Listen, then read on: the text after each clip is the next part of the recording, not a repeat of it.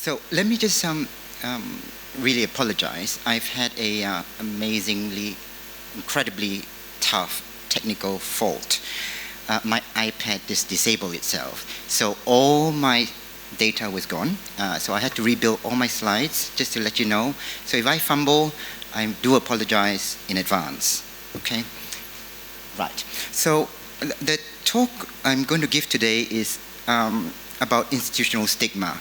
I was actually hoping that we would have talked about stigma already, but it looks like I'll have to do a bit of more winging. And the reason why I picked institutional stigma is because every time we think about institutional stigma, we think about stigma in healthcare settings or stigma in government or state-led facilities. But that's not really the extent of institutional stigma. How do I move this? Click. Oh, okay. Roll. Sorry. Here. Oh, got it. I got it. And before I start my talk, and this actually frames why I picked this particular topic, this is a talk I gave in plenary 2 years ago at this forum. And it was titled Saving Face, Losing Lives. And particularly it looked at the Asian face, right? Most of you are Asians in the room, you know what it means. You would do a lot to save your face, especially if it matters to your family, right? What happened here was, and this put me in a tailspin, the day I gave this talk was the day somebody jumped to his death in Kuala Lumpur. The person was known to us. He had some trouble. He's HIV positive. He was a member of the Kuala Lumpur AIDS Support Services Society, and my staff did not contact me because I was in Hong Kong giving a talk. That is not the best intervention. And a certain kind of organization produces that type of response. An organization that would rather save its face than extend this help. So if we're going to save lives, we must learn, all of us in Asia, to lose face. And this is really important. And until we do that, we will be stuck talking about stigma like a theoretical problem. And in fact, most of what we will be talking in my talk is how do you put stigma, contextualize it into the Asian perspective, into the public health approach. Okay, so let's just contextualize it in Asia, right? We are the most diverse region in the world. We have 49 UN states. I think it's 6 separate areas. 2 of the states are the most populous in the world, China and India. We represent 60% of world population. We speak 2,300 living languages. We have a mix of high, middle, and low income countries, and HIV generally is concentrated in key populations. Preventing sexual transmission of HIV is very challenging in our part of the world because of this saving face problem, okay? And generally, the politics in our region is conservative. So we really need to understand what that means. I mean, we all live it. But what does it mean when it comes to HIV? So the reason why I brought up this idea of politics and why we live in a very conservative part of the world is because of institutional stigma. The institution is the principal organization of human activity. So if you immediately think about the healthcare setting, that's really not the institution you should be thinking about. Try thinking about politics. Politics is the institution. They are the building blocks of society. And there are 5 major basic institutions that we all live in. That is the building block of the world that we live in. And these 5 major institutions are political, educational, economic, religion, and then the family. And if you just look at these 5, you will see which ones we don't do any HIV intervention in, right? Political, definitely we've all done it already. Educational, we're trying to do in schools, some more successful than others. Economic, well, everything is money. So if you can get your grants, if you can get money to flow to your part of the world and your programs, then you're more successful than others. A religion, we are trying. For some religions, it's easier than others because of different doctrines and how it deals with sexuality and prohibitive action.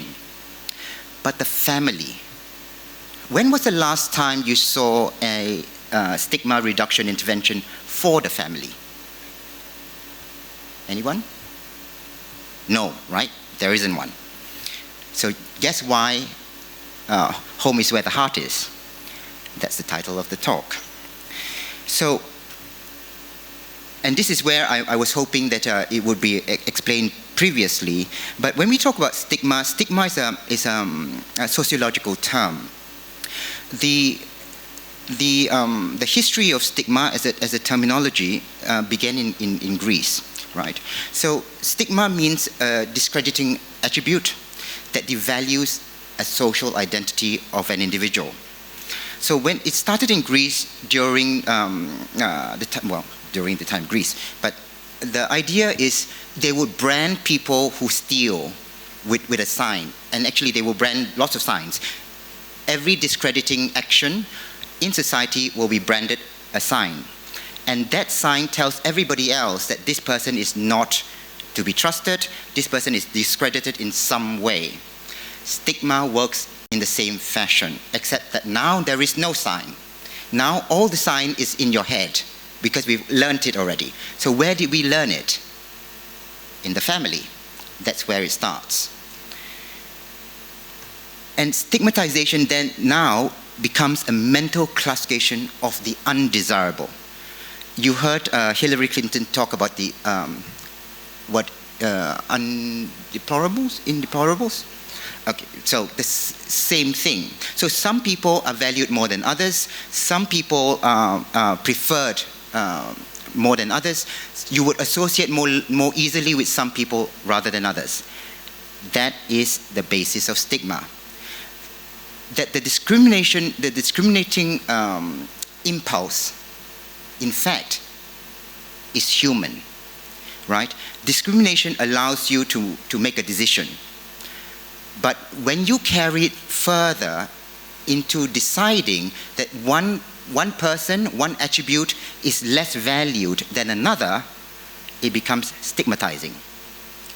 So HIV is stigmatizing for various reasons, and we will go into that shortly. So when we talk about institutional stigma, it means systematic discrediting of individuals.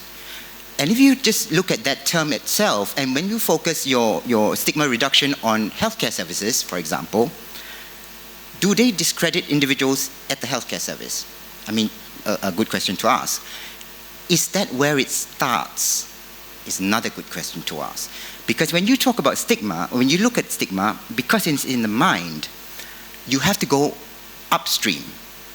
As in a public health approach, you have to go upstream to figure out where it starts.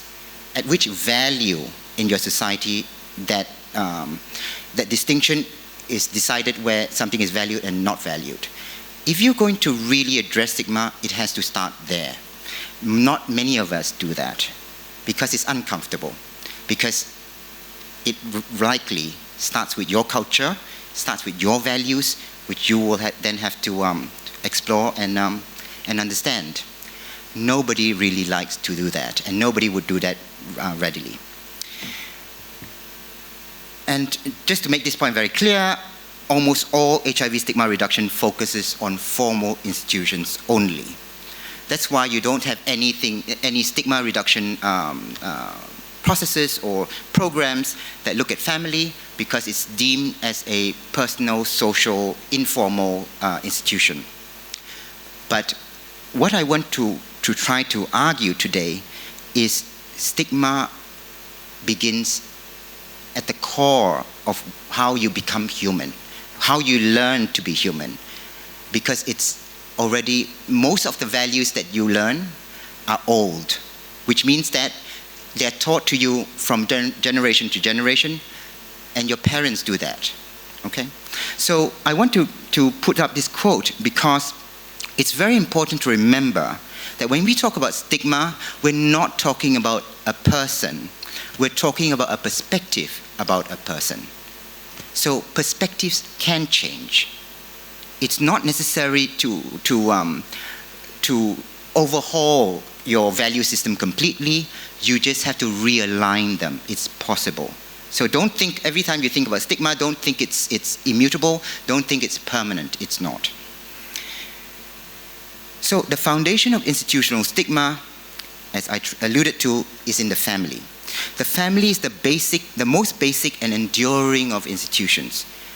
Even when governments fail, even when countries implode, the family remains the institution that is enduring. Why? Because of kinship. Because you feel a bond with another. That bond that you feel with another is the same bond that allows the transference of information, the transference of value, the transference of what is good, what is bad, what is desirable and what is not, from your parents to you, and from you to somebody else, right? Your progeny. The main function of a family is to help new members live in society. So conform, to learn the rules, to learn how to behave in different situations, basically to be a valuable member of that society. The term is called socialization. And the primary social organization, it's a primary social organization that transmits values and norms. Okay? So norms are just things you would consider normal, and values are those the feelings, the ideas that you cherish more than others. Basically, the family creates people who will become institutional decision makers. That's quite a no-brainer, but we don't really think about it that way. So when we look at pick a government, pick your own government, look at the head of the government, whichever country you come from, and we like to criticize our leaders and say, oh yeah, our leader is not behaving very appropriately, not being civilized, and so on and so on. Where did it come from? Well, it came from the family. It came from your culture. It most likely resides also in you. And that's the reality of these values and norms. So, despite the diversity of Asia, so I started with the diversity of Asia. Despite the diversity of Asia, the family remains an important feature for all our countries, right? You agree? In Asia, you always think about your family. It's a defining feature of the Asian culture, the family. And in Asia, particularly, the family's needs can supersede individual needs. We don't even consider this, right? So for example, filial piety and ancestral worship in Chinese culture can supersede an individual, right? Your father's wishes, your mother's wishes, especially when in their dying, before they die, they hold your hand and they tell you whatever you have to do, you have to do. You understand? You have no choice in the matter. That's not your wish. That's your father's wish or your mother's wish or your grandfather's wish. It can go on. It can go on. Similarly with family honor. You've heard of honor killings? Well, this is where it comes from. You may not want to kill, but because your family's honor has been hurt, you kill. You avenge your family's honor. Who made you do that? The values. The values of your culture. So, and in more prosaic form, what will the neighbors think? Right? A lot of your mothers and fathers will ask these questions, especially if you are not normal. They will say, "Oh my gosh, what will the neighbors think of my child?" and so on, which affects their sense of self. So, where is the family in public health? I'm going to speed up a little bit of 5 minutes. Where's the family in public health? If you look at this upstream and downstream, and we use the public health approach now, where is the family? The family is nowhere. But in fact, it's everywhere in Asia. Because it's in all of us. It's all the values of the culture, of the traditions of your family, the lineage is embedded in you. So it's always under the radar. So when we talk about stigma in Asia, we can't solve it when we don't know how to put it, make it transparent. In Asia, all the important things are all under the radar. Don't you agree? Unfortunately, stigma is one of those things that unless you make it transparent, you'll never be able to get to the core of it. Because the core of it is inside you. And importantly, the reason why I keep harping about public health is because we need the public health approach to HIV. This is a WHO paper in the Lancet. If you read the byline, everybody who's who in WHO writing guidelines, organizing these guidelines are there. Okay. So this was published last year in 2018. And the WHO is pushing for the public health approach because it's the only way we're going to get treatment to everyone. It's the only way we're going to test everyone. Is if we create a method, a system, an approach that treats everybody equally. Unfortunately, everybody is not equal. If there's stigma, if there's discrimination, right? So the public health approach leverages on existing institutional structures, capabilities, and available resources to test and treat all and to end AIDS. Why we're not ending AIDS? Why we're not testing and treating all? Well, because of stigma. So when we talk about stigma, we're not talking about, we're using a system that implies that there is no stigma, when in fact it's already built in. It's not transparent. You have to make it transparent in your public health approach. And importantly, in Asia, family versus individual agency. Not all individuals in Asia are principal or primary agents of change, right? Haven't you got a patient whom, when you say, can you do this, or start an intervention, they say, oh, I have to ask my family. That's exactly what it means. It means that they don't act on their own. And if you ask them to do something that their family does not agree, they may say yes, yes, yes. Oops, I'm falling off. They may say yes, yes, yes, but in fact it's no, no, no until I ask my family. And unless you really take that into account, you're not dealing with the issue, right? If this person cannot act on their own, then in fact, the family is the primary agent of change. And because we do not have any intervention for the family, this family stigma within the family has never been addressed. And the reason why I initially put up the slide on Goffman, remember, it's not about a person, it's about a perspective. Perspectives can change, but they need to be engaged to change. So if we don't do any interventions in the family, it will never change. It will appear enduring, permanent. So what happens if they're not the primary agents of change? What happens to the optimum response to HIV if it is a shared burden within the family? So if you get one person and they become HIV positive, what if they are the breadwinner and their parents are relying on them? What happens then?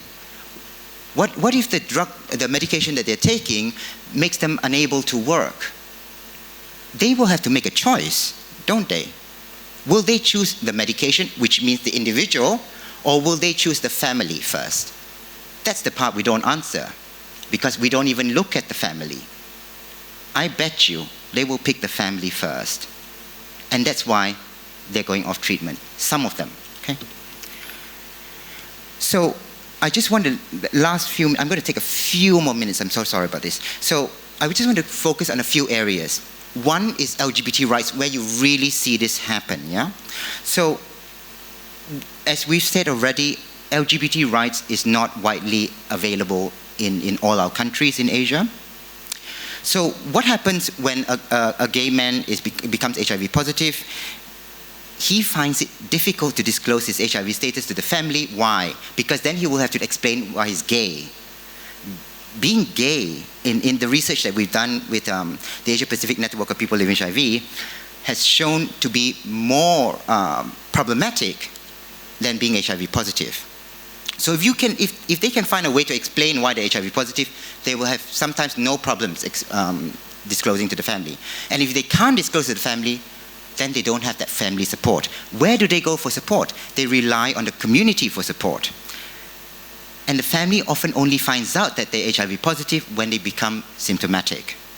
However, unfortunately, gay communities are not always a reliable source of support for HIV.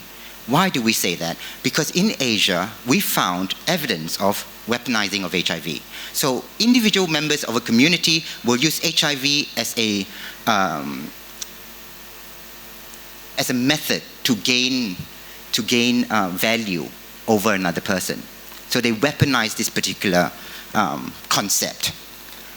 And the youth are most vulnerable when this occurs, right? And especially in conservative societies like ours. And when you have that, then you have the intersectionality with mental health and substance use, which we already see. So I just want to, last few points is on chemsex. What isn't known, right, is, well, what you showed, the Chelsea and Westminster Dean Street Express, I've been there, I've just actually come from London. It's amazing, but we don't have it here yet. And importantly, even within the gay community in Asia, there is some distinction. There is some stigma about people who use chems. So what happens when, within a community in which you rely on, because you can't tell your family, and in that community, they start to divide you. Some are less valuable than others. Some are more discrediting than others. What happens then? The community starts to fracture. When the community starts to fracture, it cannot do what the Tangerine Clinic, for example, is doing. The clinics like the Tangerine Clinic require social cohesion in order to survive. Without social cohesion, it cannot work. So the way Dean Street does it is it becomes so efficient. Everything is automated. But it requires a culture of being able to do that sort of thing. It requires money to be able to do that sort of thing. It's easier if we deal with the barriers within the gay community first. This is not talked about very much. A lot of you who are gay in the room will understand what I mean. The stigma is already here, and that's driving the HIV epidemic. And within that, there is mental health concerns. So recently, we organized safe houses in Malaysia for chemsex in order to understand the social interactions within the chemsex scene. And what we found was people with mental health concerns would go to these chemsex venues in order to feel all right, because nobody judges them when everybody is, completely off their face, right? They can be anybody they like, and it's fine. So the problem with the gay community, guys, is that we judge. And that judgment is what is driving us apart. That is what is driving the epidemic. Nobody does that. Tell me one intervention that deals with that. None of them deal with that. So I won't go into the case studies. I just want to end with one thing. This is a beginning of a conversation. Because, well, I don't have an answer, and neither do you, I'm sure. We have to work in an answer from the family. Sometimes the family becomes the basic unit of intervention. Unless we can create that in Asia, you will have countries where even if treatment is available for free, testing is available for free, people are testing, they don't start treatment. Which community gets left out most of all? It's the gay community, right? It happens in Thailand, it happens in Malaysia, and I think it also happens in Indonesia. So in these countries, it's not about throwing money at it. It's not about throwing resources at it. It's about addressing very fundamental questions, really getting into understanding the society, the building blocks of how societies work, and understanding gay rights and what is necessary for gay men. Thank you very much. Before I end, one last thing. I want to make this, I promised my parents to do this. I'm dedicating this talk to my brother who died of AIDS 3 years ago on our 40th birthday. Tomorrow is our birthday. So he died of AIDS from a mental health concern, which I know we could have done something about if there was the kind of support, peer support, that was available then. The reason why he could live for quite some time before he eventually died was because of the family, right? We were the last bastion of response. Nobody else could respond anymore. In most of our families, in most of our countries, the family is the first and the last response. If you miss that, you're not going to end AIDS in Asia. Thank you very much.